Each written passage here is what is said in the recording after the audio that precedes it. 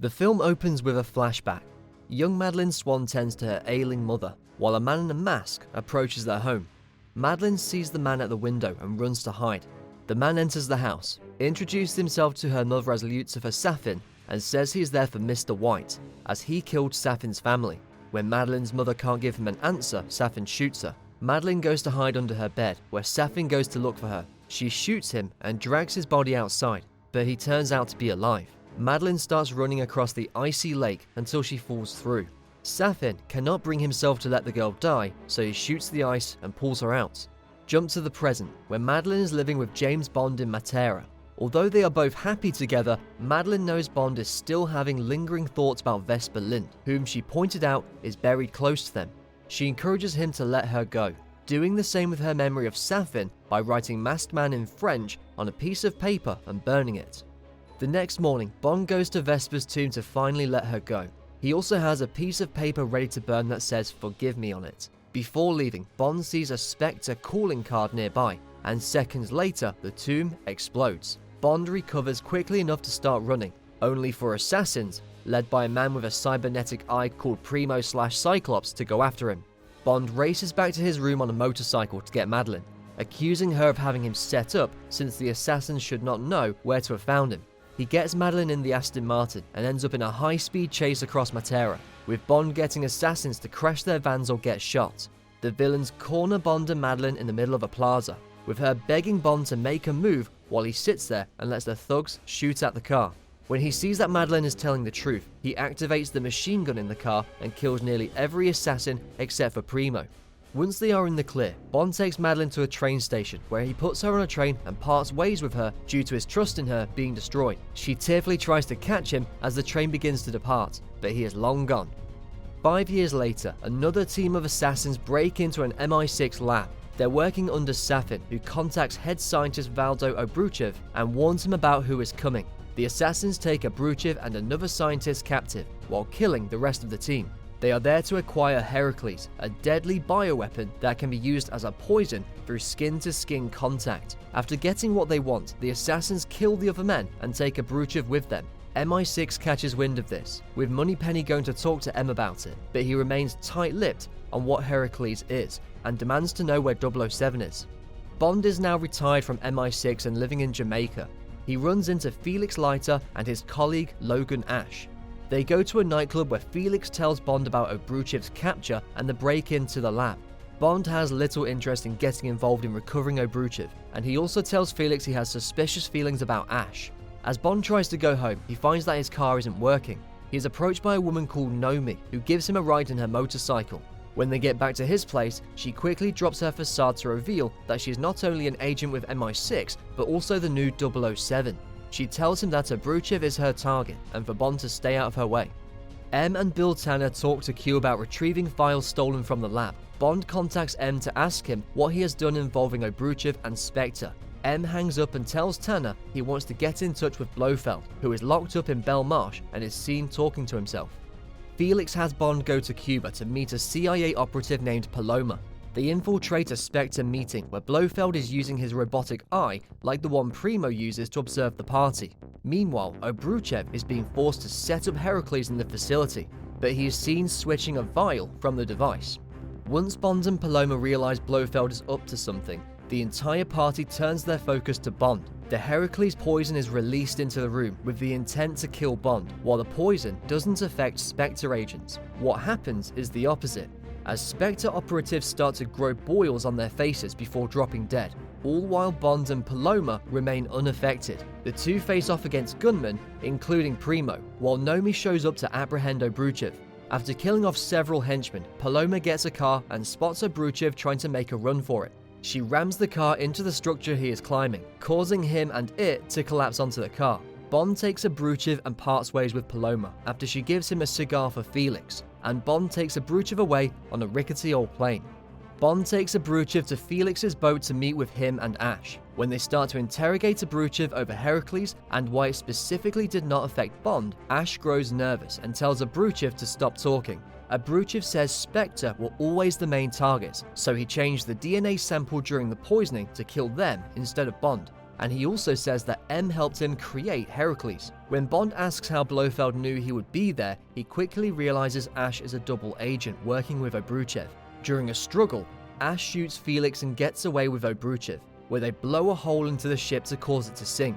Although Bond tries to help Felix, they know his gunshot wound is too severe, and Felix resigns himself to his fate. Bond regrettably leaves his friend behind before managing to break free and escape. Bond returns to MI6 to confront M. He demands to be let into Belmarsh to speak to Blofeld, but M refuses and ends up sending Bond out after Bond pisses him off. M calls Naomie in to tell her that he wants everything in Blofeld's cell scanned, even the man himself. On his way out, Moneypenny offers to help Bond. That night, they go to Q's house as he is preparing to have dinner with his boyfriend. They ask him to take a look at the files they recovered, and when he does, they discover files on the Spectre targets, with only Blofeld remaining. There are also thousands of other files on others regarding their DNA samples all over the world. Bond tells Q to get him into Belmarsh to meet with Blofeld, but he says only one person has access to him. Cut to Madeleine going to her job as a psychiatrist. She goes to her office to find Safin there, but she doesn't immediately recognize him until he presents her with his broken mask. As she becomes frightened, he tells her that he needs her for something. Bond later meets with the whole MI6 team to be reinstated as a 00 agent. They review files over a Spectre operative's funeral, where 5 family members who came into contact with him are now dead from contracting the Heracles poison. M then explains that Heracles was not meant to be as harmful as it is now, as it was only meant to be designed for specific targets through contact over those it doesn't affect. But now it has been weaponized using nanobots to go after targets and anyone related to them. M finally approves for Bond to meet with Blofeld and find out whatever he can. Bond goes to Belmarsh and reunites with Madeleine. He tries to shake her hand, but she declines. Once Blofeld is brought out to them, Madeleine starts to grow nervous and tries to leave. Bond grabs her wrist, but she pulls away and leaves. Bond is left talking to Blofeld, who taunts him and says he set up the attack at Vesper's tomb to deliberately make Bond believe that Madeleine set him up. He taunts Bond to the point where he grabs Blofeld to physically attack him. As Tenner enters to stop Bond, they then see that Blofeld has been poisoned by Bond's touch. Bond learns he was infected with Heracles after touching Madeleine, and he can't get it out. Madeleine has fled her apartment and nobody can find her. Bond goes after her on his own and finds her at her childhood home. To his surprise, he finds that she has a daughter, Mathilde, although Madeleine claims she is not Bond's. After putting Mathilde to bed, Madeleine informs Bond on who Safin is. Blofeld instructed Madeleine's father to kill Safin's whole family, which left him as the only survivor with facial disfigurements. She also mentions an island that Safin's family had, where his base of operations currently is. Bond gives Q info on locating Safin, and Q informs MI6 that the island is located between Japan and Russia. Naomie is looking for Ash, but Bond learns that he and Safin's other minions are close, so he gets Madeleine and Mathilde out of the house for safety. On the road, Safin's assassins chase after the 3.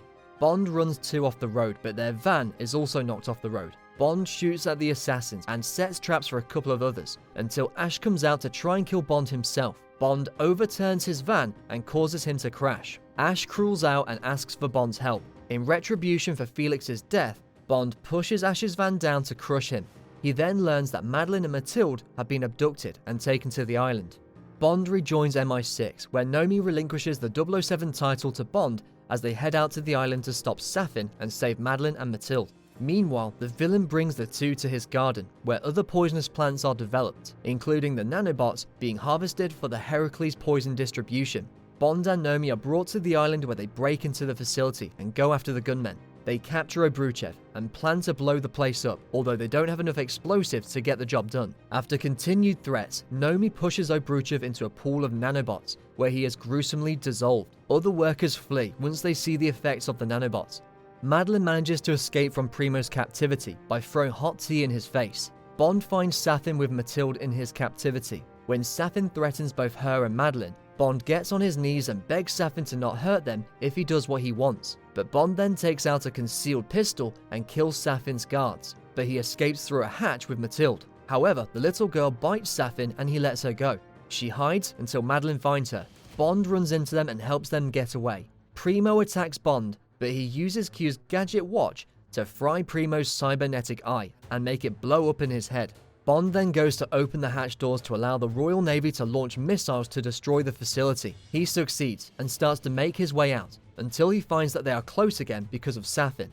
Bond goes to open them again and is attacked by Safin, who shoots him and then infects him with nanobots, specifically targeting Madeleine and Mathilde. Bond fights Safin and breaks his arm before shooting him dead.